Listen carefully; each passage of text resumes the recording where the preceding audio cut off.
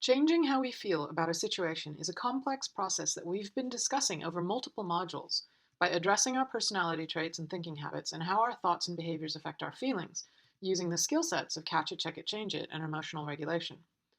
We also discussed ways to reduce emotional vulnerability through medium and long-term emotional management, including using HALT to increase self-awareness and ABC Please to increase emotional stability. Short-term emotional management includes strategies for replacing emotions, which we'll talk more about in a future module. Moving on to option 5, solve the problem. Of course, if there is something we can do in the moment to resolve the situation in an effective way, we should certainly do what we can toward that goal. This will come up more in a future module. But often, there is nothing we can do about it. That is when we can work on option number 3, accept it with radical acceptance. There will be times in life when there is nothing we can do to change a situation in that moment or possibly ever. If we can't solve the problem and we can't change how we feel about it, accepting our reality is a choice we can make to reduce our emotional distress and ongoing suffering. Let's go back to the question of why accept reality.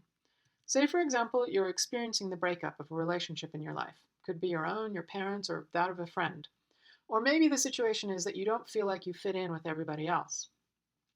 Resisting or rejecting reality doesn't magically change the fact that it's still reality. Resisting reality turns pain into suffering by getting us stuck in painful emotions like anger and shame or sadness and bitterness.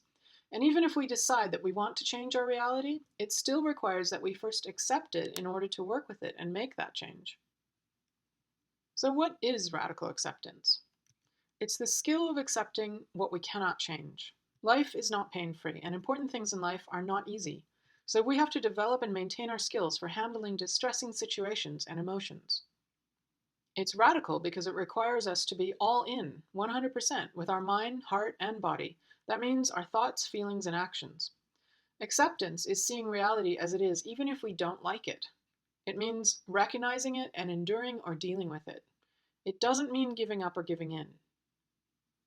Radical acceptance is when we go from fighting reality and complaining about why things are happening to us and being caught up in bitterness and resentment to recognizing that it is what it is and enduring it by being grateful for what we do have and focusing on creating at least something good or meaningful out of any situation.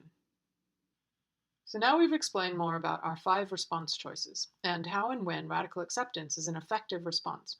In our next session, we'll be talking about how to do radical acceptance.